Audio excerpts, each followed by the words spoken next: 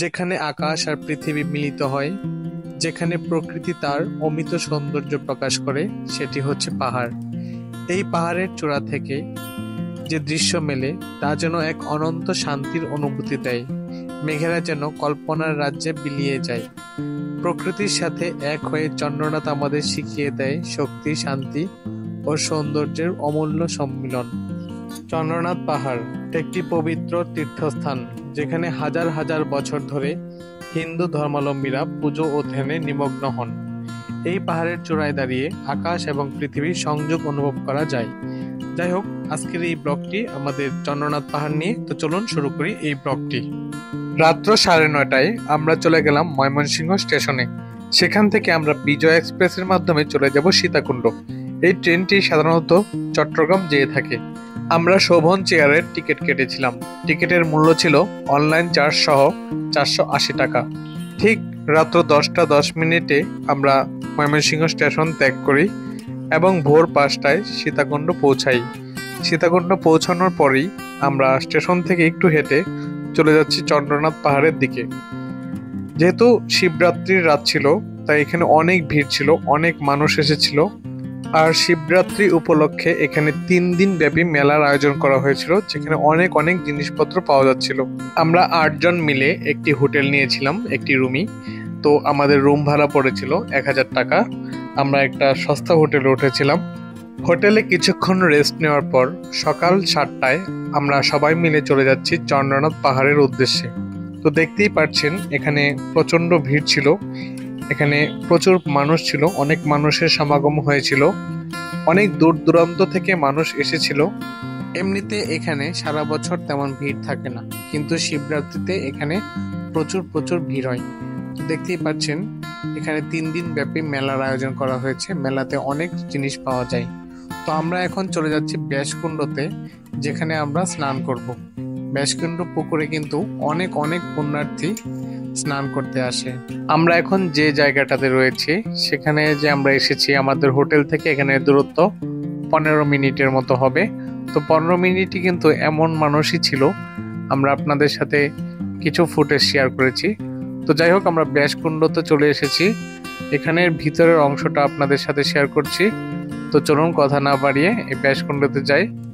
এখন আমরা যেখানে যাচ্ছি সেটি হচ্ছে মহাভারতের রচয়িতা ব্যাসদেবের মহাপবিত্র ব্যাসকুণ্ড।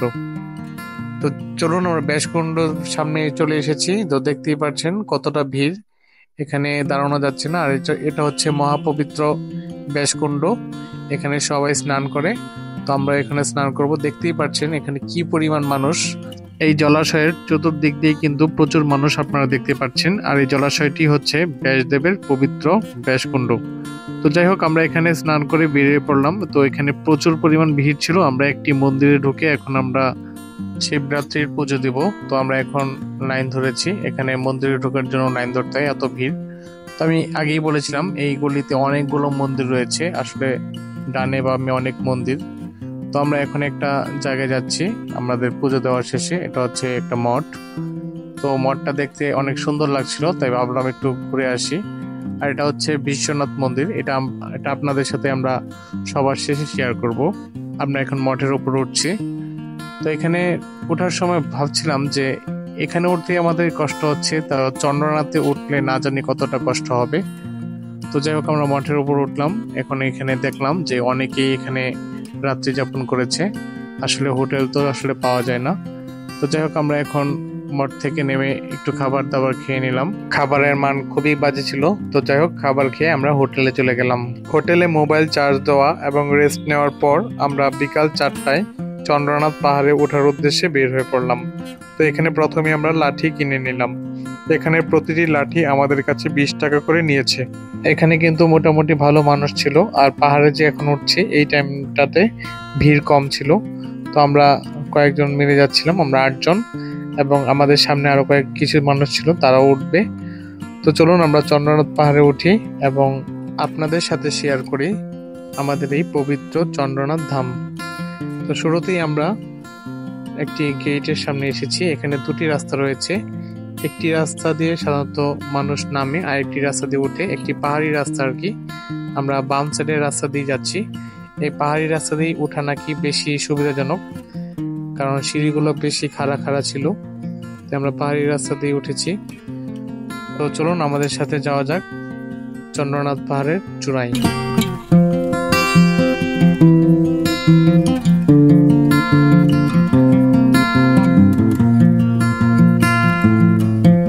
তো দেখতেই পাচ্ছেন এখানে কিন্তু অনেকেই পাহাড় থেকে নেমে যাচ্ছে, আমরা মাত্র উঠছি। তো আমরা কিন্তু এখানে যে উঠছি আমরা বিকেলটাও পাবো, এবং যখন নামবো তখন কিন্তু রাত্র হয়ে যাবে। তো এই রাত্রের যে দৃশ্যটা সেটা দেখতে কেমন সেটা কিন্তু আপনারা আমার এই ব্লগটা দেখলে বুঝতে পারবেন। তো আমাদের ভিডিওটা একটু বড় হয়ে গিয়েছে, কারণ আমি অনেকগুলো জিনিস রাখার চেষ্টা করেছি। তো দেখুন এখান থেকে পাহাড়ের যে সৌন্দর্যটা সেটা কতটা সুন্দর দেখাচ্ছে। আমরা এখন উঠছি, তো আমাদের সাথে চলুন চন্দ্রনাথ ধামের সেই চূড়ায়।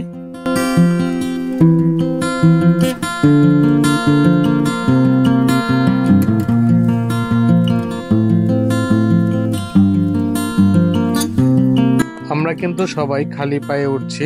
তো দেখতেই পাচ্ছেন নিচে ছোট ছোট পাথর রয়েছে, যে কারণে আমাদের হাঁটতে অসুবিধা হচ্ছে। আমরা কিন্তু আগে থেকেই একটি অ্যাংলেট পরে এসেছিলাম যেন আমরা খুব সহজে হাঁটতে পারি, তারপরও আমাদের কষ্ট হচ্ছে। তো আমরা এখন যে জায়গাটায় রয়েছি সেই জায়গাটায় একটা ছোট ঝর্ণা রয়েছে, এটা বর্ষাকালে খুব সুন্দর পানি এখান থেকে পড়ে। তো যাই হোক, এখন তো যেহেতু বর্ষা নেই তাই পানির পরিমাণ কম। আমরা এখন এদিকে সময় নষ্ট না করে চলে যাব উপরে। তো চলুন আমাদের সাথে আবার উপরে যাওয়া যাক। চন্দ্রনাথ ধামের মেলায় অনেক জায়গা থেকে অনেক মানুষ আসে, প্রায় 1 লক্ষ মানুষ আসে বলে এখানে কিন্তু অনেক বাচ্চা হারানো যায়। তো যারা বাচ্চা নিয়ে আসবেন তারা কিন্তু খুব সতর্ক থাকবেন, বাচ্চা যেন হাত ছাড়ানো হয়, কারণ আমি মাইকিংয়ে বারবারই মানুষের বাচ্চা হারানোর কথা শুনেছি।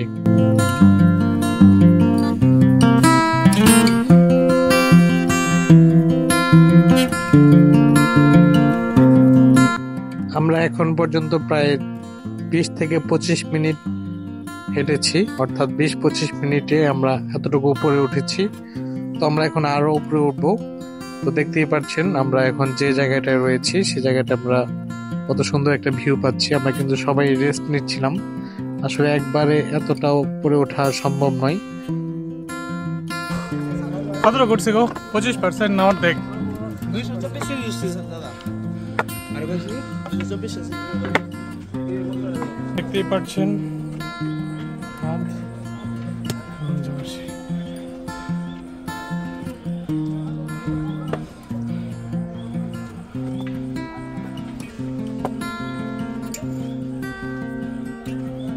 আমরা উঠতে উঠতে একদম ক্লান্ত, কিন্তু তারপর পথ শেষ হচ্ছে না।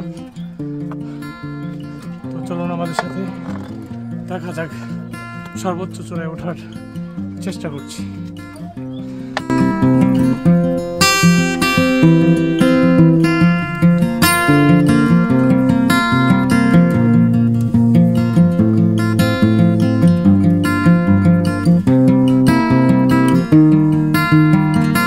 তো দেখতেই পাচ্ছেন রাস্তার অবস্থা কিন্তু খুবই খারাপ। আমরা অনেক কষ্ট করে উঠছি। তো আমার মনে হয় এখানে যারা বয়স্ক মানুষ রয়েছে তাদের উপরে উঠতে খুবই কষ্ট হবে, তাই এটা অ্যাভয়েড করা উচিত বলে আমি মনে করি। কেমন লাগছে?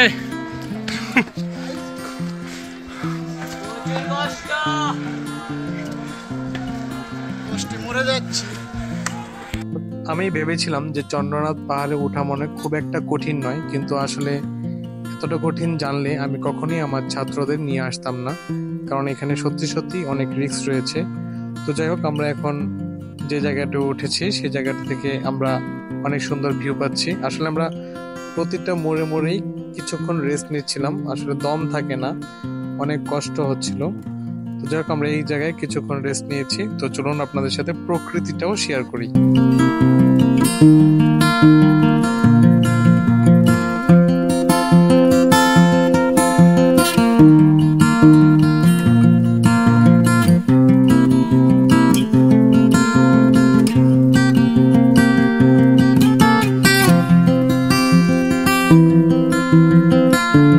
আমরা একটু একটু করে অনেকটা চলে এসেছি। আমরা 1 ঘন্টা 15 মিনিটের মতো ট্রেকিং করেছি। তো 1 ঘন্টা 15 মিনিটে আমরা অনেকটাই উঠে গেছি, আর 15-20 মিনিট হাঁটলেই হয়তোবা আমরা একদম চূড়ায় পৌঁছে যাব।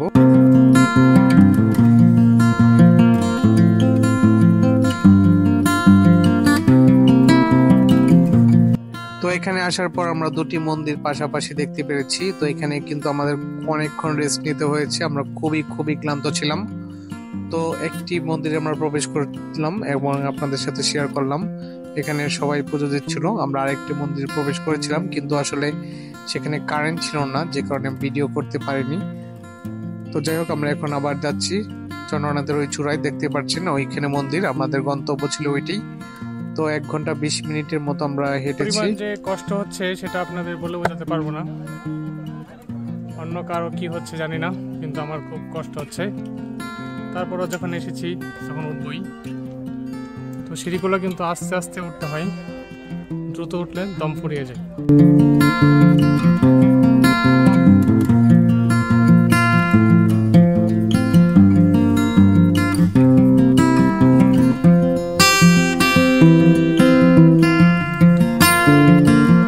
আমরা 1 ঘন্টা 45 মিনিট ট্রেকিং করার পর বিশ্রাম সহ 2 ঘন্টা 15 মিনিটের মধ্যে আমরা চন্দ্রনাথ ধামে এসে পৌঁছেছি।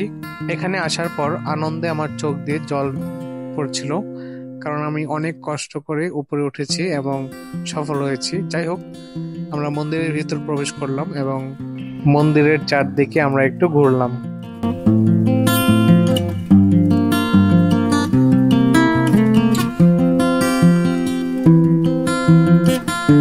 চন্দ্রনাথ ধামের উপর থেকে যে সীতাকুণ্ড শহরটা খুব সুন্দর দেখা যাচ্ছিল, মনে হচ্ছিল তারার মেলা। তো যাই হোক, আমরা এখন মন্দিরের ভিতর প্রবেশ করব। এর আগে আমরা আরেকটু দেখে নিলাম সেই সীতাকুণ্ড শহরের তারার মেলায়। তো আমরা এখন মন্দিরে প্রবেশ করেছি এবং আমাদের মতো অনেক ভক্তরাও মন্দিরে প্রবেশ করেছে। তো মন্দিরে ভিডিও করা মনে হয় নিষেধ ছিল, আমাদের মোবাইল বের করতে নিষেধ করা হয়েছিল। তারপর আমরা মোবাইল দিয়ে একটু ভিডিও করে নিলাম আপনাদের জন্য।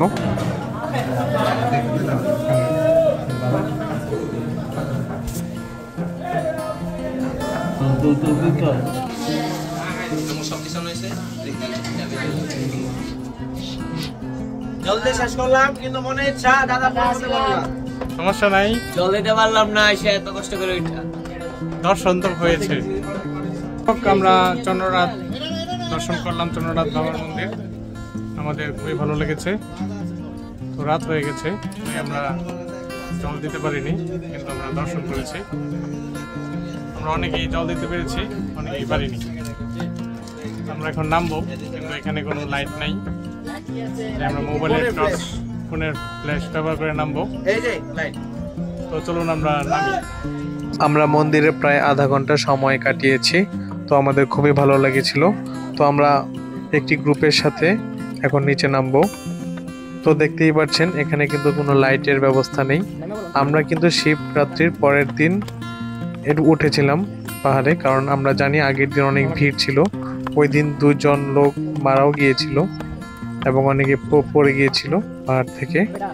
তো যাই হোক, আমরা এখন নিচে নামছি। চলুন আপনাদের সাথে এই রাস্তাটাও শেয়ার করি যে আলো ছাড়া চন্দ্রনাথ কেমন। আলো কিন্তু থাকে শিবরাত্রির রাতে, আজ শিবরাত্রির পরের রাত, তাই আলো নেই।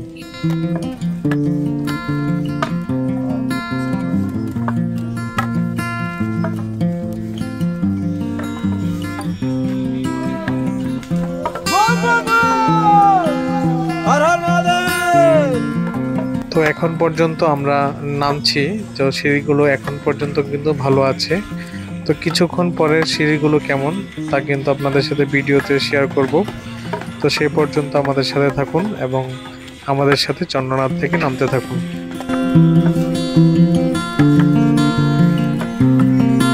নামার প্রায় 15 মিনিট ভালো সিঁড়ি ছিল। তো দেখতেই পাচ্ছেন 15 মিনিট পরেই সিঁড়ির অবস্থা, সিঁড়ি কিন্তু খুবই খারাপ। এখানে খুব বুঝে শুনে পা ফেলতে হবে, না হলে কিন্তু একদম পড়ে যাওয়ার সম্ভাবনা অনেক বেশি।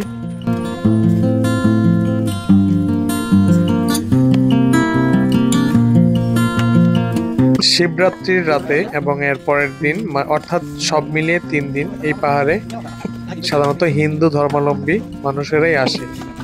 এছাড়া বছরের বাকি সময়ে বিভিন্ন ধর্মের মানুষেরা এখানে এসে থাকে এই পাহাড় থেকে প্রকৃতি উপভোগ করার জন্য।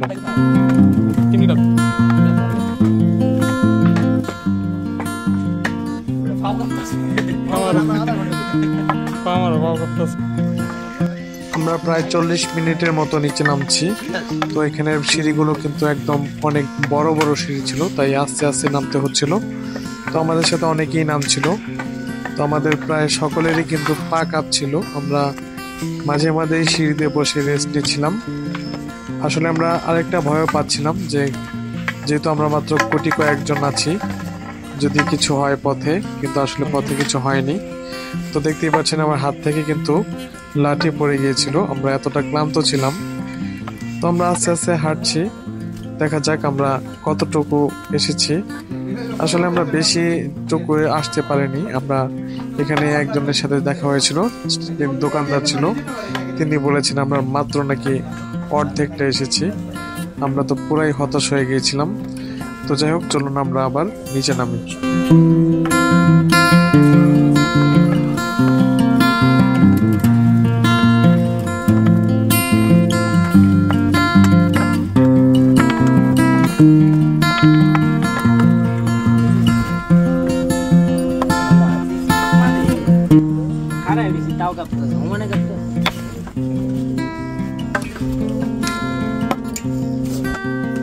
যাই হোক, অনেকটা নামার পর আমরা লাইটের দেখা পেলাম। এখানে লাইটের দেখা পাওয়া মানে আমরা অনেকটা চলে এসেছি। তো আমি আগেই বলেছিলাম এই চন্দ্রনাথ ধামে কিন্তু অনেক মন্দির রয়েছে দুই পাশে। তো এখানে কিছু দোকান ছিল, আমরা দোকানে বসে কিছুক্ষণ রেস্ট নিয়েছি। তো এখানে কিছু মন্দির ছিল, আমরা আপনাদের সাথে কিছু মন্দির শেয়ার করব। এই যে একটা মন্দির দেখতে পাচ্ছেন, এখানে কিন্তু এটা কিন্তু অনেক বড় মন্দির, তো এটা বন্ধ হয়ে গিয়েছিল। আমরা আপনাদের সাথে শুধু প্রতিমাগুলো শেয়ার করছি।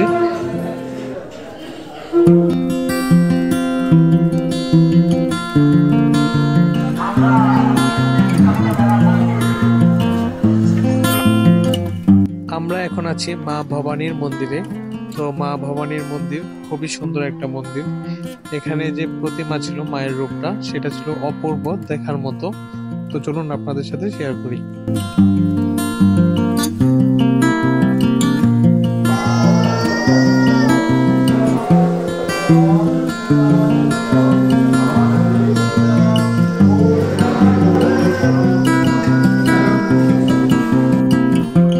আমরা এখন চন্দ্রনাথ ধামের গেটের সামনে চলে এসেছি, অর্থাৎ আমরা চন্দ্রনাথ ধাম সম্পূর্ণটা ঘুরে চলে এসেছি।